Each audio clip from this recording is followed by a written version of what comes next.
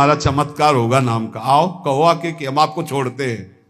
अरे अब किसी से गिड़गिड़ाने की जरूरत नहीं, अपने पास नाम मिल गया। नाम सुकृत धन अपनी जीवन, गुरुदेव ने बलवान बना दिया। रात दिन नाम जप करो, जिद्दी स्वभाव रखो। अब भगवान भी हाथ छुड़ा के भागना चाहे तो जाओ, आपका नाम हमारे पास, देखते कब तक भागोगे। तो पतंग की तरह खींचते नजदीक चले आएंगे, भाग ही नहीं सकते, विवश हो जाए।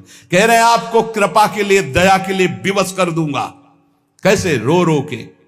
यदि ये दो अक्षर तुम्हारी जिह्वा पे विराजमान हैं, हरि राधा कृष्ण, तो वज्रम पाप महीभृतां भवद्रोदेकस्य सिद्धौषधम्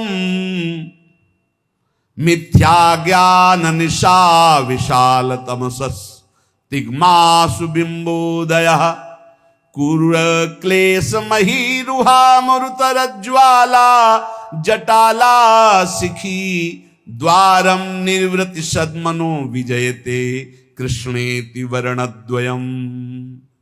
कृष्ण राधा, ये दो अक्षर जब जिह्वा से उच्चारण किए जाते हैं तो वज्रम पाप मही भृताम, जैसे विशाल पर्वत पर वज्र का प्रहार हो जाए तो चकना चूर कर दे, पर्वत को धूर धूर बना दे। वज्र की ऐसी महिमा है। ऐसे ही नाम की महिमा है कि जिसकी जिह्वा पर चलने लगा कृष्ण कृष्ण कृष्ण राधा राधा राधा, तो वज्र पाप मही भृताम, मानो पाप रूपी पहाड़ पर नाम रूपी वज्र का प्रहार हो गया। अब चकनाचूर हो जाएगा पाप रूपी पहाड़। पाप रूपी पहाड़ को चकनाचूर करने के लिए ये नाम वज्र के समान है। भवगद्रोद्रेकस्य सिद्धौषधम, ये संसार में जन्मना मरना, इसे भवरोग कहते हैं।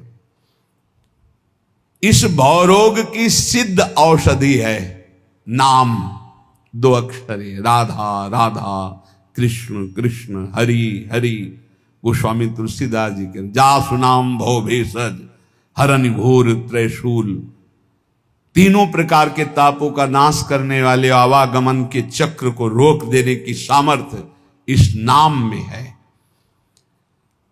भवरोग की अचूक औषधि ये दो अक्षर राधा राधा राधा कृष्ण कृष्ण।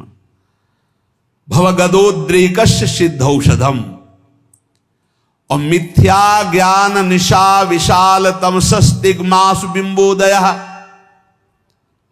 ये मिथ्या ज्ञान रूपी रात्रि के महान अंधकार को नष्ट करने के लिए ये नाम सूर्य है।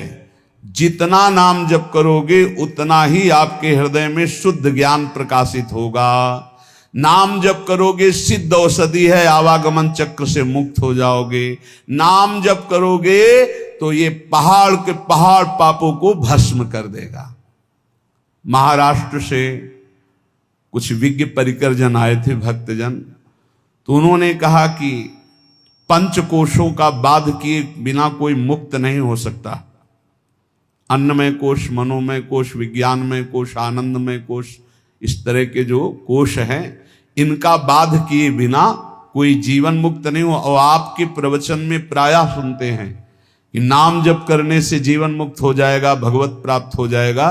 तो इन कोशों का बाध तो ज्ञान से होता है। तो उनको बताया कि आप जप करके देखो, प्रश्न करने से, उत्तर प्राप्त कर लेने मात्र से संतुष्टता नहीं होगी।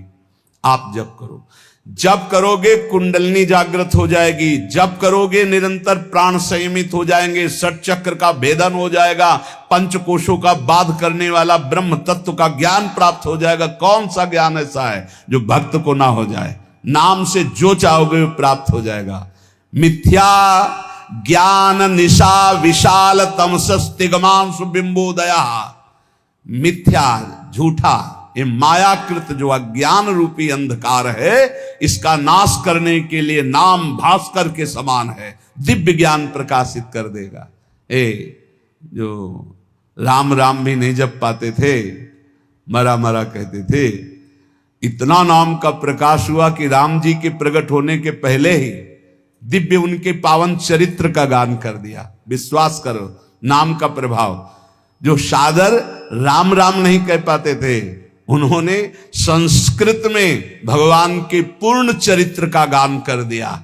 ये नाम का प्रभाव। कोई ये ना समझे कि नाम से कैसे, जो योग से प्राप्त होता है, जो ब्रह्म ज्ञान से प्राप्त होता है, वो सब नाम जपने से सब प्राप्त। और नाम जप नहीं है तो शुद्ध ब्रह्मबोध हो ही नहीं सकता। ये काशी से आए हुए एक महापुरुष की बात। मैं नित्य विश्वनाथ जी को जल चढ़ाता हूं गंगा स्नान करके। मैं नित्य वेदांत का अनुशीलन करता हूं गुरु चरणों में बैठकर।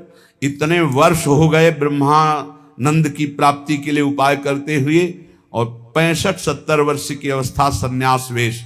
उनका काशी से आपका प्रवचन सुनाऊं तो केवल एक प्रश्न का उत्तर लेने आया हूं, मुझे अब भी शांति क्यों नहीं मिली? शुद्ध हूं, कहीं भी अशुद्ध आचरण नहीं, कहीं भी किसी भी तरह की कोई त्रुटि नहीं। क्या त्रुटि है जो मुझे शांति प्राप्त नहीं हुई? तुमका आपके दर्शन से पता चलता है कि आप शुद्ध साधक हैं।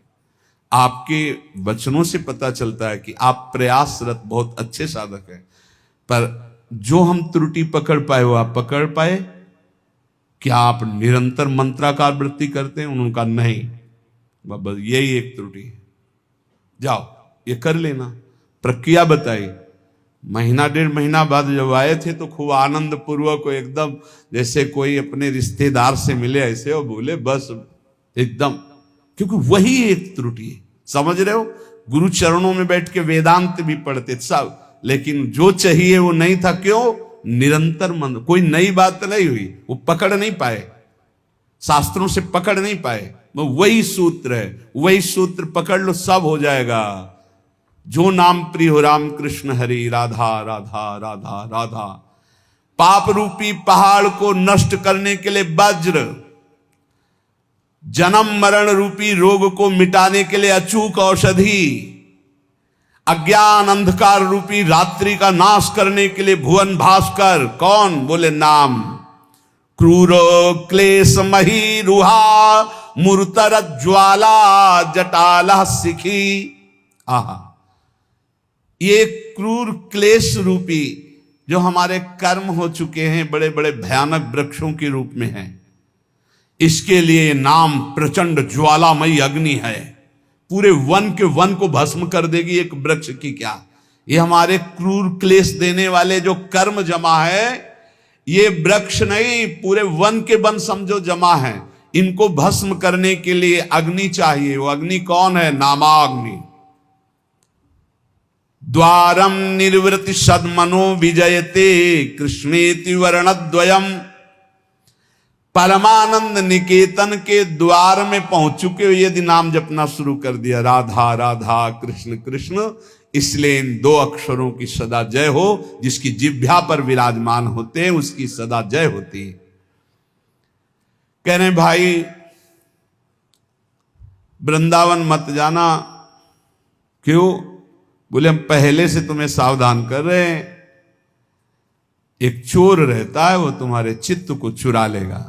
रे चेता कथयामि ते हितमिदम वृंदावने चारयन वृंदम कोपि गवाम नवाम बुध निभो बंधुर्न कार्यस्त्वया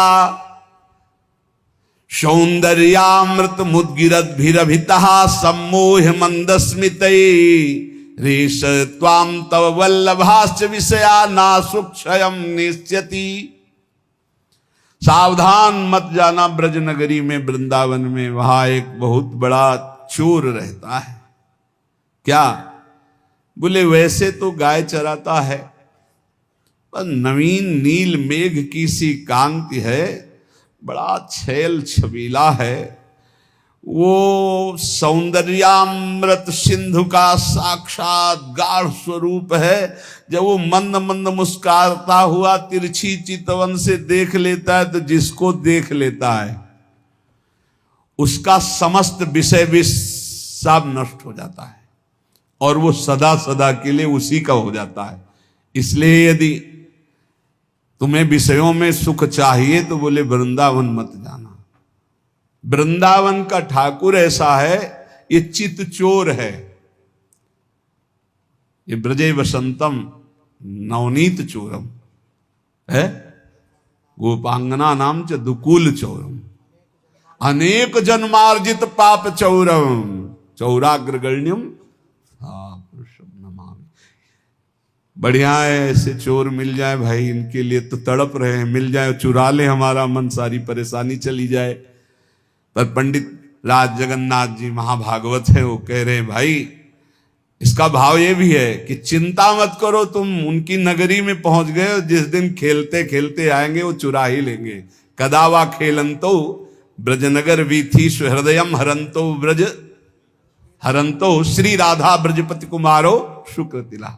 देख लेना, अगर ब्रजनगर में वास करते हो और रसिकों के अनुसार चलते हो तो कभी न कभी खेलते हुए ये दोनों युगल सरकार आएंगे और तुम्हारे चित्त का अपहरण कर ले जाएंगे। प्रभु मुझे मांगने पर भी कभी धन सुख मत देना, क्योंकि सुना है जो धन का अभिमानी धन भोगी हो जाता है वो परम धन से वंचित हो जाता है। प्रभु मैं मांगू तो शरीर का भोग कभी मुझे मत देना। प्रभु अगर मैं कभी राजा बनना चाहूं तुम कभी मेरी बात मत मानना। प्रभु मैं एक अभिलाषा करता हूं कि जहां से आपके भक्त चढ़ते हैं आपके दर्शन के लिए मंदिर में, प्रथम सीढ़ी मुझे बना देना, जिससे हर भक्त की चरण रज हमारे ऊपर पड़े। मैं चाहूं भी तो मुझे धन सुख मत देना, शरीर सुख मत देना, राज्य सुख मत देना, परम पद मत देना। क्या चाहते हो? तो बोले आपके मंदिर में जब दर्शन करने भक्त जाते तो पहली सीढ़ी से ही पादुका उतार देते। ये भक्तों का लक्षण, कभी मंदिर की सीढ़ी में पादुका पहन करके नहीं चढ़ा जाता। इतना चप्पल जूता से प्यार है, एक दो बार तो रोकना पड़ा है कि बोले चप्पल पहन के नहीं जा सकते। बोले अच्छा, तो चप्पल हाथ में ले लिए। हाँ, ठाकुर जी के सामने जा रहे हैं लोग, फूल माला लेके जाते हो, चप्पल लेके जा रहे हैं, ऐसे देखे गए हैं। इतना प्यार है। और अगर बाहर उतार गए तो दर्शन ठाकुर जी के कर रहे हैं, ध्यान में चप्पल है, कोई पहन न ले जाए यार, पहन न ले। हमें लगता है कि अगर आसपास कहीं रुके हो तो वहां से नंगे पैर जाना चाहिए ठाकुर जी के दर्शन। इतना तो सौभाग्य ले लो। सिर भर जाऊं उचित मोरा सबसे सेवक धर्म। और मंदिर की प्रथम सीढ़ी से पादुका ना पहने, ये पक्का इतना तो समझ लो। वैसे भी 32 सेवा अपराधों में है पादुका पहन करके दर्शन करने जाना। प्रथम सीढ़ी से वहां दरवाजे तक पहन करके जाते हैं। कांटा पड़े हैं क्या वहां? प्रथम सीढ़ी के पैर छू पादुका उतार। कोई ले जाएगा तो घर में रख के आओ ना।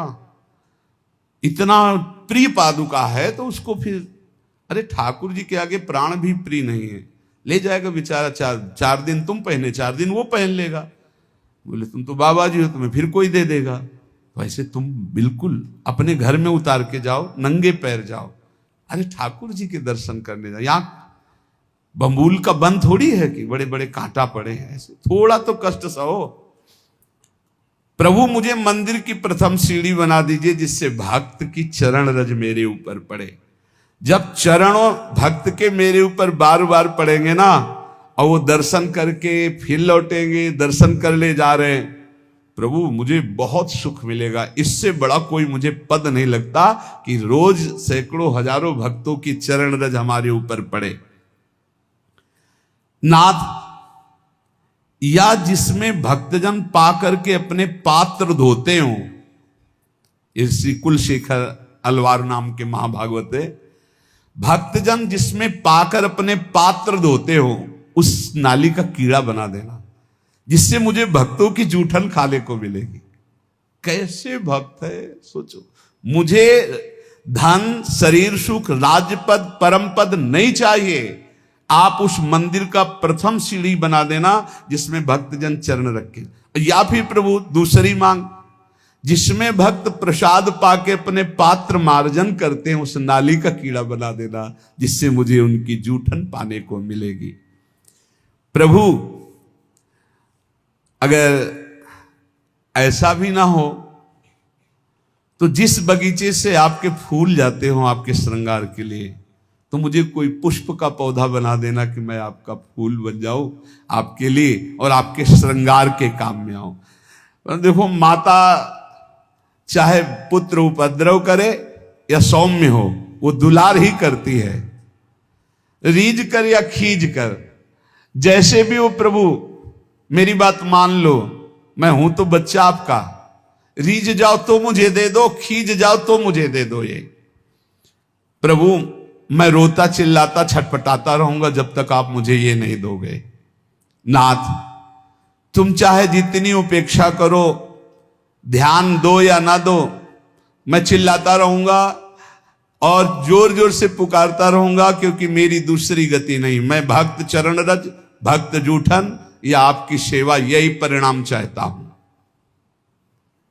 हे प्रभु, मेरे को ऐसी सामर्थ्य दो कि मैं परिवार के बीच में रहता हुआ भी परिवार से ममता ना करूं।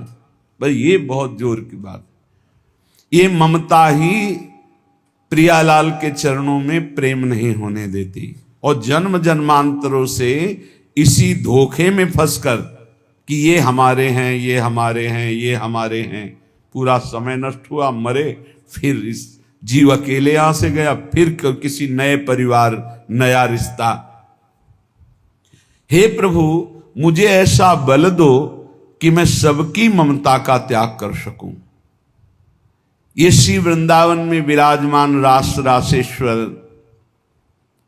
रास रासेश्वरी युगल सरकार से हमारा जो प्रेम नहीं हो रहा, उसका कारण है देह ममता, पुत्र ममता, पत्नी ममता, सुहृद परिवार ममता। अब जितना आपको समय नष्ट करना है इसमें कर लो, अगर सार्थक करना है तो जल्दी से जल्दी इस ममता को प्रियालाल के चरणों में समर्पित कर दो। ममता समर्पित कर दो, सब वैसे ही चलाओ जैसे चला रहे हो। ममता अगर श्री जी के चरणों में नहीं हुई, इनमें हुई, तो अंतिम बात जो हमें उन्मादकारी प्रेम चाहिए था वो नहीं मिलेगा। क्योंकि प्रियालाल के चरणों से जो हमारा संबंध है वो तो है, ऊपर प्रकाशित होता है ममता होने से। एक अहमता ममता ये जग में है दुखदाई, ये जब श्री जी की ओर लगे तो होत परम सुखदाई। समेट लो, प्रवीण हो बहुत जल्दी समेट लो, मंद हो धीरे धीरे समेट लो, निकृष्ट हो समेट ही नहीं पाओगे, काल तुम्हें समेट लेगा। हमारी बात को समझ जाओ, कोई आ नहीं तुम्हारा, तुम नहीं हो किसी के, बस तुम एक अपने कर्तव्य को करने के लिए आए हो। तुम्हारा एक कर्तव्य है जो किसी जन्म में नहीं हुआ, भगवत प्राप्ति, भगवत प्रेम प्राप्ति। और सब कर्तव्य लाखों बार निर्वाह कर चुके हो, उन कर्तव्यों की ताकत नहीं कि आवागमन से रोक सके। आवागमन के चक्र को रोकने की ताकत एकमात्र भजन में है। जितना प्रिया प्रीतम का नाम जप करेंगे, लीला गुण गायन करेंगे, उनसे अपनापन होगा, सबकी ममता हटेगी, तभी भगवत तत्व का बोध या प्रेम प्राप्ति होती है। महासहानि दुखानि सुखान्युन्मादकानि वा वृंदावन दृढ़ प्रीतिम नालम चालयितुं हिमां। धाम में जब श्री जी ने कृपा करके हमको बुला लिया तो महासहानि दुखानि, अब वो हमको सहाएंगी दुख, तैयार हो जाओ।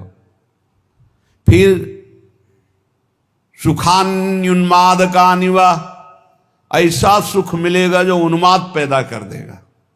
तैयार हो, पहले दुख भोगना है, फिर अपार सुख है। क्यों कहा कि दुख भोगना है? क्योंकि दुखालय संसार में आए हैं। जब भगवान अवतरित होते हैं तो लीला में भी दिखाई देता है बड़ा वियोग, बड़ा संयोग, बड़ा दुखद, बड़ा सुखद समय। एक समान तो बाहरी परिस्थिति में नहीं दिखाई दिया, अंतर में तो एक ही हैं, एक समान है, सम है, पर व्यवहार में कभी संयोग, कभी वियोग, कभी दुखद परिस्थिति, कभी आनंदमयी परिस्थिति। जब ईश्वर के अवतार लेने पर ऐसा है तो फिर मनुष्य, जब आप मनुष्य रूप में आए हैं, साधना में लगे हैं, तो दुख आएगा। दुख और महादुख, महादुख असाध्य, किसी भी तरह से टलने वाला नहीं है, भोगना ही भोगना है। साधारण दुख अलग होते हैं, महादुख जब तक जीवित रहोगे भोगना ही पड़ेगा। मतलब मृत्यु ही है इसकी औषधि, दूसरा उपाय नहीं। ऐसा भी दुख आएगा, सह जाओ। सुखान्युन्माद का निवा, आगे आने वाला है महान उन्माद प्रकट करने वाला सुख, प्रियालाल का प्रेम। इसलिए वृंदावन दृढ़ प्रीतिम, दृढ़ प्रीति करो वृंदावन से, वृंदावन के अधीश्वर से। विचलित मत होना दुख आने पर, क्योंकि हमारे कर्म ही हैं और कोई नहीं। हमारे ही कर्म हैं जिनको हमें भोगना ही पड़ेगा। तो हिम्मत कर लो, कमर कस लो, चलो इस मार्ग में। जैसे अभी आपको कोई दुख नहीं, कोई परिस्थिति बिगड़ी नहीं, बड़े आनंद से समय कट रहा है, बिल्कुल होश में हो जाओ। आगे आने वाला समय है। एक भगत जी से जब हम बात करते तो उनसे कहते भजन करो, तो हाँ हाँ ऐसा करो, हाँ हाँ। अब जब गिरा समस्या का तो होश उड़ गए, चेहरा उड़, वो शांति, वो प्रसन्नता सब गायब। क्यों? पहले से तैयार नहीं थे ना, उस दुख के लिए तैयार नहीं थे। इसलिए रोज सत्संग में आपको तैयार करते हैं। कोई असाध्य रोग हो सकता है, कोई घटना घट सकती है, कोई परिस्थिति बिगड़ सकती है, जहां से तुम्हें सुख मिल रहा है वो बंद हो सकता है, जो तुम्हें प्यार करते हैं वो हट सकते हैं, जो तुम्हें अपना मानते हो तुम्हें छोड़ सकते हैं। ये सब पहले दिमाग में रख लो। प्रभु यदि आप प्रीतम हो और सबके सामने मेरा तिरस्कार करो और परित्याग करो, तो क्या मैं मान लूंगा कि मेरा परित्याग कर सकते हो आप? ये भक्तों की ठसक होती है। जाओ हम तुम्हारा त्याग करते हैं, तो हंसी आ जाना चाहिए। हंस क्यों रहे हो? तुम्हारा त्याग कर रहे हैं, आप कर ही नहीं सकते हो, आपका स्वभाव ही नहीं है, और सही आपकी ताकत ही नहीं है। पक्का ताकत नहीं, हम अंदर की बात कह रहे। ना प्रभु त्याग कर सकते हैं, ना गुरुदेव त्याग कर सकते हैं। गुरुदेव शरीर से आपको दूरी कर के नजदीक रहने से भी ज्यादा कृपा करेंगे। ध्यान रखना, ये स्वभाव है। जो नजदीक रहते हैं वो इस बात को पकड़ पाए होंगे कि संतों का एक स्वभाव कि नजदीक वाले का भले उतना चिंतन हो, लेकिन जिसे दंड दिया गया, जिसे डांट दिया गया, रात दिन उसका चिंतन होता है, उसका मंगल कैसे हो, उसका कैसे उन्नति हो। तो यहां कह रहे हैं भक्तराज जी कि यदि आप सबके सामने मेरा तिरस्कार करवा दो और कह दो मैंने परित्याग कर दिया, तो भी मैं नहीं मान सकता कि आप परित्याग कर सकते हैं। मैं आपके चरणों को कभी नहीं छोड़ सकता। जाने की बात कहने पर भी मैं जाने की बात सोच नहीं सकता। ये बात होनी चाहिए। चलो निकल जाओ यहां से। कहां? जहां तुम्हारा मन हो। तो हमारा मन तो यही है, हम नहीं जाएंगे। नहीं भागो, यहां तुम्हारे लिए कोई ठोर नहीं। तो हमारे लिए कोई ठोर है ही नहीं, तो क्या करें? न बाहर ठोर है न यहां ठोर है, तो ठोर तो हमारी यही है। तुम चाहे मेरी ओर आंख उठाकर ना देखो, पर मैं केवल तुम्ही को देखूंगा। तुम चाहे मेरी तरफ कभी मत बोलो, पर मैं कृपा का अवलंबन लेकर बोलूंगा तो सिर्फ आपसे ही बोलूंगा। क्या बात है! तुम कभी मेरी अभिलाषा पूर्ण मत करो, लेकिन अभिलाषा करूंगा तो एकमात्र तुम ही से करूंगा। तुम त्रिभुवन को सुख दो, मुझे दुख दो, पर हे त्रिभुवन पति मैं आपसे ही प्यार करूंगा। यह है प्रेमियों की छाती। भगवान, मैं खोटी बुद्धि वाला हूं, सैकड़ों गलतियां करता रहा हूं। आप बड़े कोमल स्वभाव वाले हो और बड़े दूर परिणामी हो, दूर की बात सोचने वाले हो। मैं खोटी बुद्धि वाला हूं। देखो प्रभु, जिनके रोग होता सैकड़ों प्रकार की औषधियों के चक्कर में पड़ते हैं, क्लेश उठाते हैं, रोग मिटाना चाहते हैं, पर हमने पकड़ लिया एक महान औषधि, नाम रूपी रसायन का निरंतर पान। इसलिए प्रभु खोटी बुद्धि वाला हूं, पर छोटी बुद्धि वाला भी हूं। छोटी बुद्धि में ज्यादा बातें नहीं आती, भक्त बड़े प्रवीण होते हैं। हमने तो आपका छोटा बस नाम पकड़ लिया है, राधा राधा कृष्ण कृष्ण, ये रसायन पान कर रहा हूं। और गोविंद, अब आपसे कहता हूं निकल के दिखाओ। फंसा लिया भगवान को। खोटी बुद्धि वाला हूं, बहुत बुरा कर्म किया हूं, छोटी बुद्धि वाला हूं। जैसे लोग के रोग होते तो सैकड़ों औषधियों की चक्कर में पड़ते हैं, वो बड़ी बुद्धि वाले हैं, हम छोटी बुद्धि वाले एक औषधि में पड़े, नाम औषधि। नाम को पकड़ लिया। अब नाम को पकड़ लिया तो तुम निकल के दिखाओ, जाओ निकल के। ये खास ठसक होती भक्त की।